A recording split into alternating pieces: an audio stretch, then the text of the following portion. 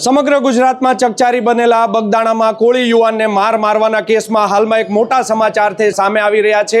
આ કેસમાં હવે વધુ એક આરોપીની એસઆઈટી દ્વારા ધરપકડ કરી લેવામાં આવી છે અને સીધા જ દ્રશ્ય ભાવનગરની સરટી હોસ્પિટલ ખાતેથી દેખાડા રહ્યા છે કે પાદરી ભમ્મર ગામનો જે વ્યક્તિ છે, કાનુ ભીખાભાઈ કામળિયા નામનો વ્યક્તિ છે, તેની એસઆઈટી દ્વારા 2 દિવસ પહેલા છે તે તળાજા પંથકમાં દરોડા કરવામાં આવ્યા હતા। પાદરી ભમ્મર તેમજ જે કોદિયા ગામ આવેલું છે ત્યાં એસઆઈટી દ્વારા દરોડા કરવામાં આવ્યા હતા અને ત્યાંથી જે શંકાસ્પદ જે યુવાનો છે તેની છે તે પૂછપરછ માટે તેમને લઈ આવવામાં આવ્યા હતા।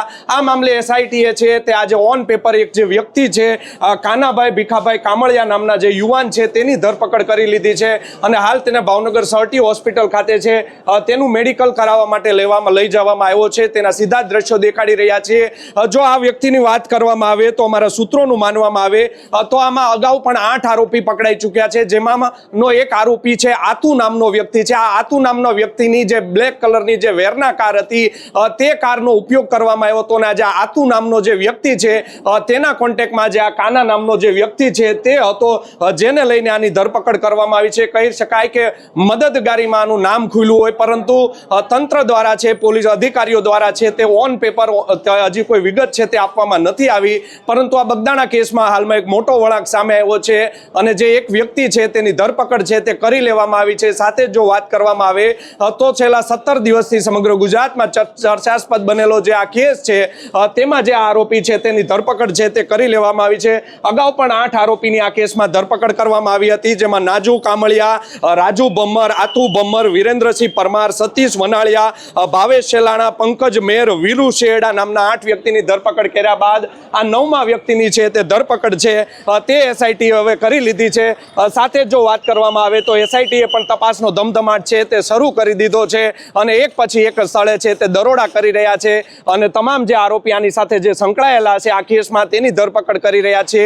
સાથે જો વાત કરવામાં આવે તો એસઆઈટી દ્વારા પણ હવે જે મુખ્ય આરોપી જેની ઉપર આક્ષેપ લાગી રહ્યા છે કે માયાભાઈ આહિરના જે દીકરા છે જયરાજ આહિર, તેની સુધી તપાસ પહોંચે છે કે કેમ તે જોવું રહ્યું।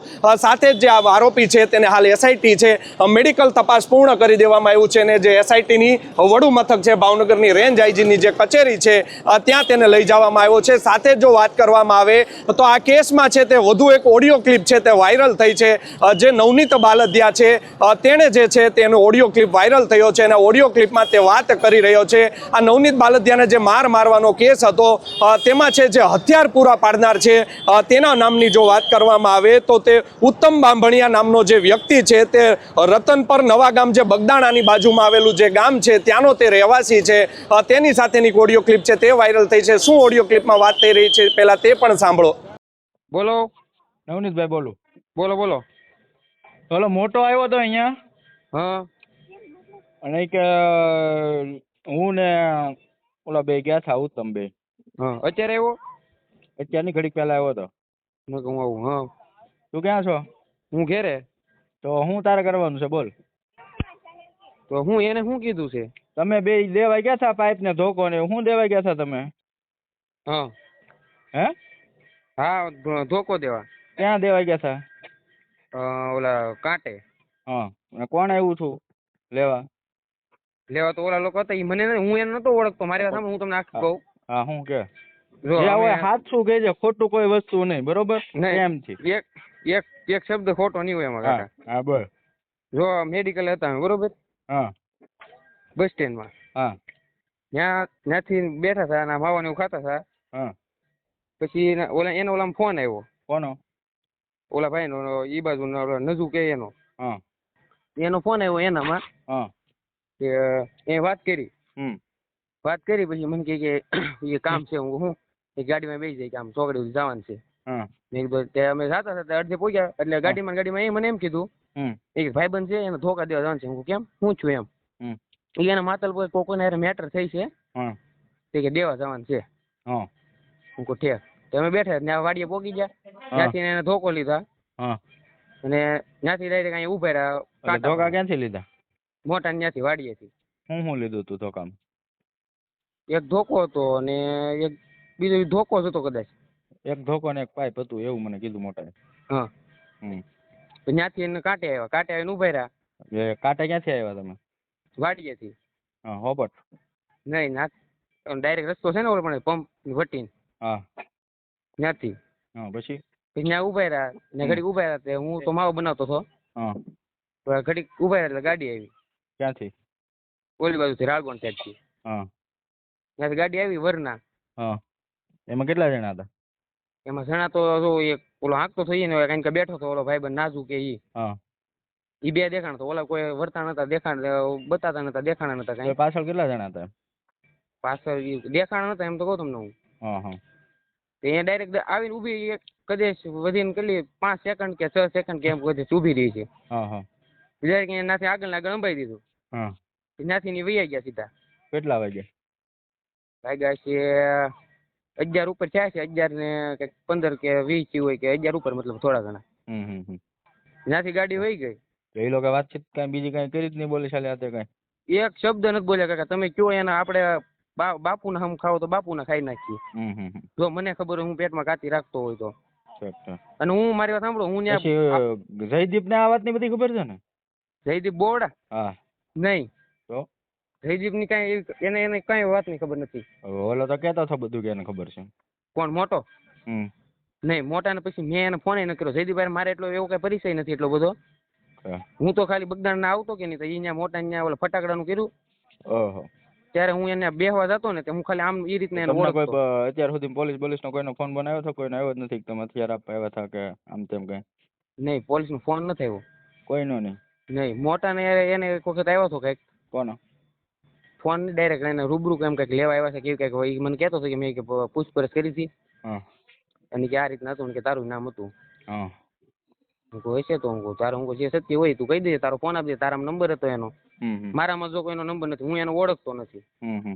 અને હું ના દવાખાને આવ્યો પણ હું તમને એવું કહું છે ને મારા ઉપર એમ કહેતા કે ના જાય તો બાંધવાનું થાય માર છે કે તારે જવું હોય તો જા એમાં બાંધવા મારો ને ક્યાં હોય તમે તમારી ભૂલ હોય સ્વીકારી લો વાત તો પૂરી અમે ક્યાં નહીં એટલે હું નતો તમને સેવ કહું નકર હું તમારા મશીન મારું કાકા આમ જો અત્યારે ખોટું હું નહીં બોલું મારા પેટમાં એવી ગાતી નથી અત્યાર સુધી મને બધાએ કીધું મેં એમ કીધું હું આપણે કઈ ખબર નથી હું કઈને ઓળખતો નથી એમાંથી મોટો બે હથિયાર હતી મોટો બધાને ઓળખે છે ને ઈ ઓળખે હું મારામાં તમતા મારો ફોન લઈ જવાનો એમાં કોઈનું એવું નીકળે કે આ ભાઈ નો નંબર કે મેં વાત કરેલી હોય કોઈ દી વાત કરેલી હોય આ મેટર થઈ પછી નહીં પેલા તમતાર હોય તોય આપણે તમતાર ફોન દઈ દો તૈયાર છીએ હથિયારો બાબત આપવા બાબતમાં કોઈ પોલીસે તમને કોઈ કઈ પૂછ્યું નથી ને આમને હથિયારો જમાવવામાં લીધા છે નહીં તો અહીંયા તમે હથિયારો એ લોકો જમા લીધા તમને પૂછવા બોલાયો નહીં હોય કે તમે આપ્યા હતા કે આ ઈ હથિયાર છે કે નથી એમ ઈ આ મોટા ને ફોન આવ્યો હતો કે નહીં મેં એને ફોન આવ્યો હતો મેં વાત કરી હતી એને મોટા યાર ઈ કે આમ હતું કે પોલીસ નું કે આવ્યા હતા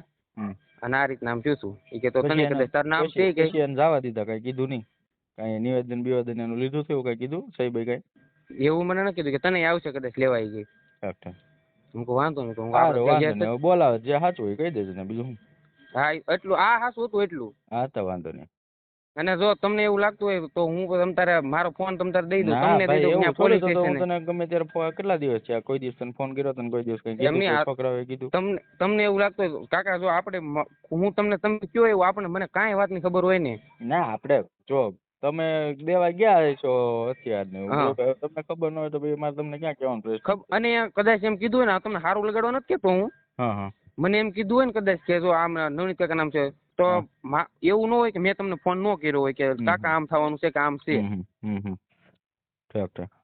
તમારે હું ધંધો કરું થોડો કઈ ખોટું કરવા વાળો માણસ હોય કાંઈ વાંધો નહીં સારું પણ પછી બધા આંકી નાખ્યું તો શું કરવાનું સારું તો આપે સાંભળ્યું તેમાં આ બગદાણા કેસમાં વધુ એક ઓડિયો ક્લિપ જે વાયરલ થઈ છે તેની નવજીવન ન્યૂઝ છે તે કોઈ પુષ્ટિ નથી કરતું જે નવનીત બાલદિયા છે ફરિયાદી તેની સાથેની આ ઓડિયો ક્લિપ છે તે વાયરલ થઈ છે જે નવનીત બાલદિયા જે ફરિયાદી છે તેને જે મારવા મામલે જે નાજુ નામનો જે આરોપી છે તેને જેણે હથિયાર પૂરા પાડ્યા હતા તેની સાથે તેની છે તે વાત થઈ રહી છે જેની વિગતે વાત કરી હતી સાથે જો વાત કરવામાં આવે તો આ તમામની આરે એક મોટો નામનો જે વ્યક્તિ છે મોટો એટલે કે આ જે ઉત્તમ બાંભણિયા અહીંયા અને કે જે મોટો નામનો વ્યક્તિ છે તે પણ બગદાણાના જે પાદર આવેલું છે, રાણગોણ જે રોડ આવેલો છે ત્યાં છે. ત્યાં મોટો એટલે કે અજય ભાલિયા નામનો વ્યક્તિ છે. આ બંને લોકો છે તે નાજુ નામના વ્યક્તિને હથિયાર પૂરા પાડ્યા હતા અને આની ઉપર હુમલો કરાવવામાં આવ્યો હતો. પરંતુ ભાવનગર પોલીસની બેદરકારી છે તે કહી શકાય કે આ લોકો જે આરોપીના અગાઉ પણ 2 દિવસના રિમાન્ડ મળ્યા હતા તેમાં પણ આ જે હથિયાર પૂરા પાડનાર આરોપીના જે નામ છે તે ખોલવામાં નથી આવ્યા અથવા તો તેની તપાસ કરવામાં નથી આવી તેવી આ ઓડિયોમાં છે તે વાતચીત થઈ રહી છે. તેવા છે તે આક્ષેપો લાગી રહ્યા છે. જોવું રહ્યું આગામી સમયમાં હવે જે એસઆઈટી તપાસ કરી રહી છે તેણે આ ઓડિયો વિશે પણ તપાસ કરવી જરૂરી છે. અગાઉ જે તપાસ અધિકારી હતા બગદાણાના તત્કાલીન પીઆઈ હતા ડીવી ડાંગર, તેની સામે પણ અનેક છે તે આક્ષેપો લાગ્યા હતા અને ત્યારબાદ છે તે તપાસ છે તે મહુવા ટાઉનના જે પીઆઈ છે KS પટેલ તેને તપાસ સોંપી દેવામાં આવી હતી. તેની પાસે પણ 3 દિવસ તપાસ રહી હતી પરંતુ હથિયાર પૂરા પાડનારના નામ કેમ બંને પોલીસ અધિકારીની સામે નથી આવ્યા. સાથે જ આ તપાસમાં ખુલાસા માટે બંને પીઆઈને છે તે આઈજી ઓફિસ દ્વારા એસઆઈટી દ્વારા તેડું મોકલવામાં આવ્યું છે અને તારીખ 17ના રોજ 11 વાગે રેન્જ આઈજીની કચેરી ખાતે ઉપસ્થિત રહેવા માટે કહેવામાં આવ્યું છે. આમ હવે સમગ્ર જે તપાસ છે તે કરવામાં આવશે. તેમાં દૂધનું દૂધ અને પાણીનું પાણી થાય છે કે પછી એસઆઈટી છે તે પણ તપાસમાં છે તે ઢીલી રીતિ રાખે છે કે તમામ આરોપી સુધી તે પહોંચી શકશે. તે આવનારા સમયમાં જ ખ્યાલ આવશે. જોવું રહ્યું આ તે કેસમાં હવે કેટલા નવા વળાંક છે તે સામે આવે છે. યશપાલસિંહ ચૌહાણ, નવજીવન ન્યૂઝ, ભાવનગર.